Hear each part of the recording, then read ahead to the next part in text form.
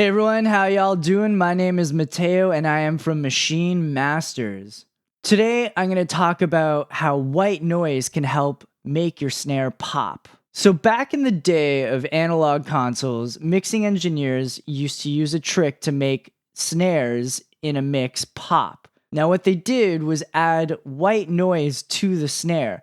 And white noise shares a similar characteristic that a snare does. And to be specific, the snare on a snare drum is actually a belt that goes under the actual drum, and it's usually like wires or wires with beads on them, and it rattles against the actual drum head on the bottom. And that actually creates that signature snare sound that we're all familiar about, that ringing kind of tail. So white noise kind of helps and adds to that and is very complementary and helps to make the snare more noticeable in a mix. Now, this technique was also applied in the days of sampling, where you would take snare samples and process them and then realize that some of the processing had degraded the quality a bit and you lost a little bit of that top end. So what producers would do would also add white noise to the snare so they got some of that top end back into the snare. Now, I sometimes do this to my snares if I can't find the right sample, or if I find a sample of a snare that I really like,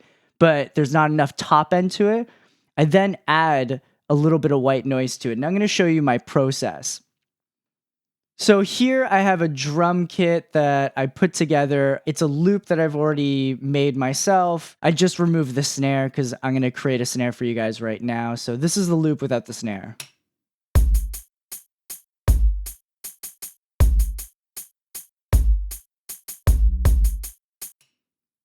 So I'm going to do three things here to create my awesome sounding snare. Hopefully it's awesome sounding. So I'm going to create 3 tracks. A stereo track for my stereo sample, an auxiliary to put my white noise on, and another stereo track to group the snare sample and the white noise together. I'm going to name these appropriately.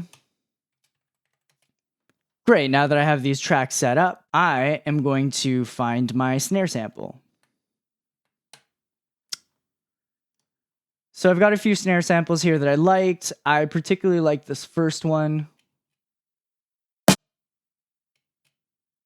It's got the body that I like. Now, it's lacking a bit of that high frequency sound, so that's what I'm going to add to it. So I'm going to drop this into Pro Tools now. Great, so I have this in Pro Tools now. Awesome. Next, I'm going to open up my signal generator. Now, before you do this, make sure on the track that you open it on to mute it. Because at least in the case for Pro Tools, when you open up the signal generator, you get blasted with noise, and it can scare the crap out of you.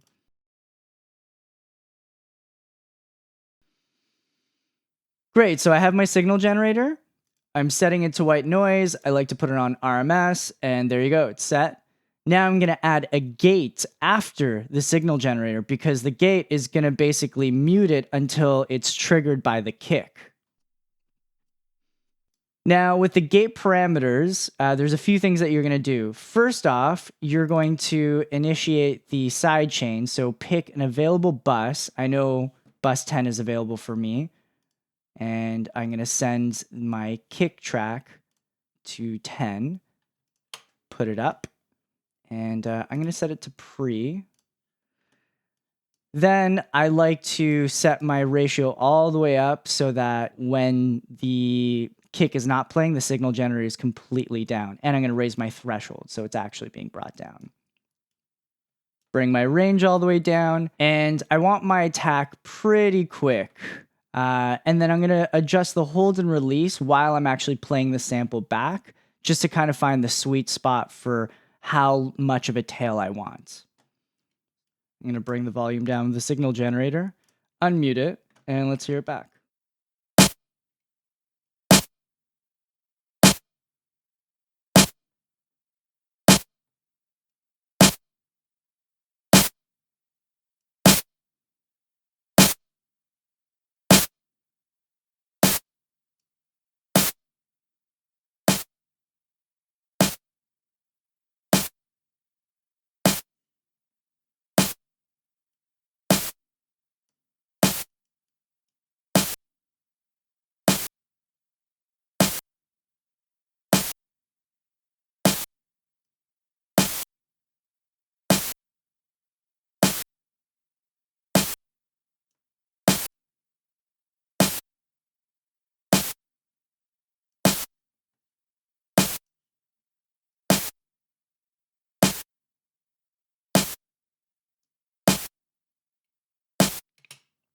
Cool, so that's okay for now.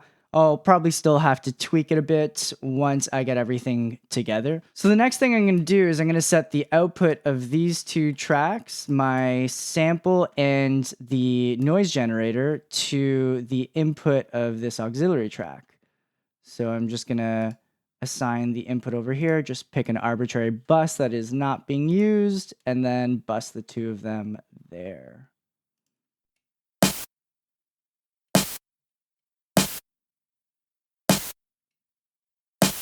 Cool. And then what I like to do to help the noise and the sample of the snare meld together a little bit better, I like to use some pretty extreme compression or some sort of saturation plugin.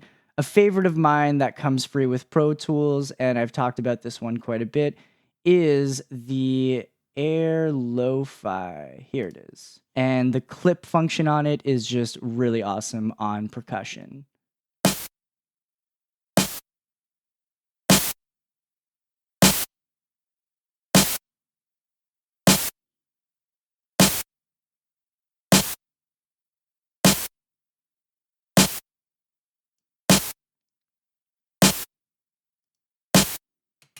Amazing. All right, that sounds okay for now.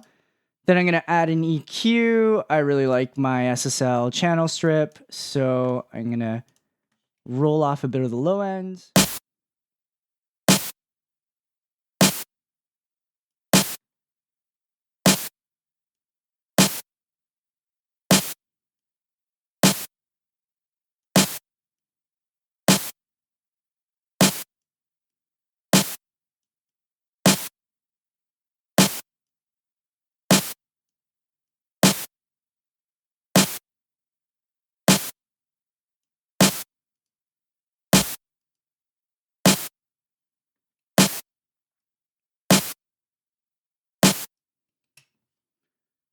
Now, let's listen to it in context with my beat. I'm going to duplicate this a few times. So let's see here.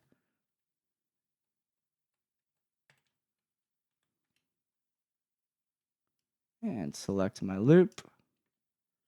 And let's hear it with the rest of the drums.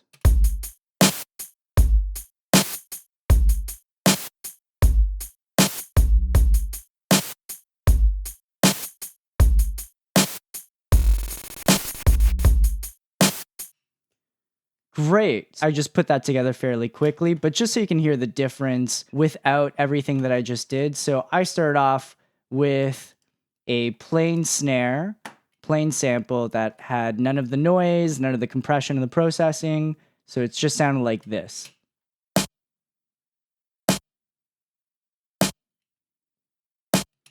And then I added the white noise.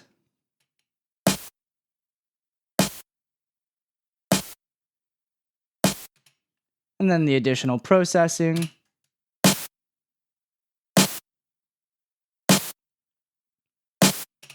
Cool. So again,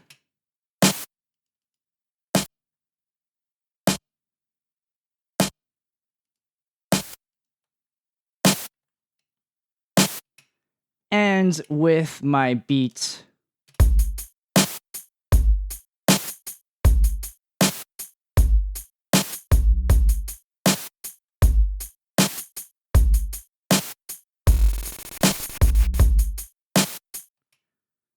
And if you want, I definitely recommend it. You can always add a bit of reverb to the actual white noise, which is a nice effect. So I already have a reverb set up over here, and the bus is 9. So I'm going to send the white noise to bus 9. And I'm going to set it to pre.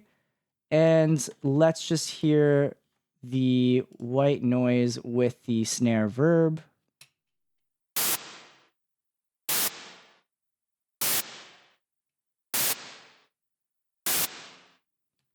And let's hear that in context with everything else.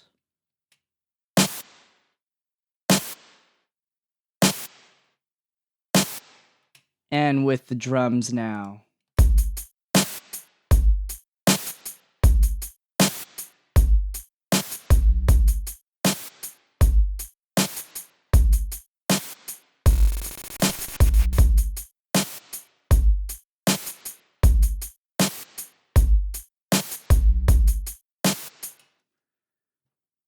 So that's how you get a dull sounding snare if you don't have the right snare sample that you want and you have to work with what you've got. That's a cool way of adding just a little more of that nice top end that we love so much about snares.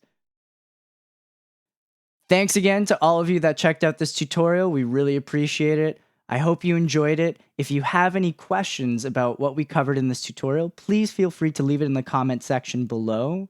Also, if you have any suggestions for future tutorials, also leave that in the comment section below. As always, please like and share this video and subscribe to Maschine Masters to keep up with all our latest tutorials. Thank you everyone, have a great day.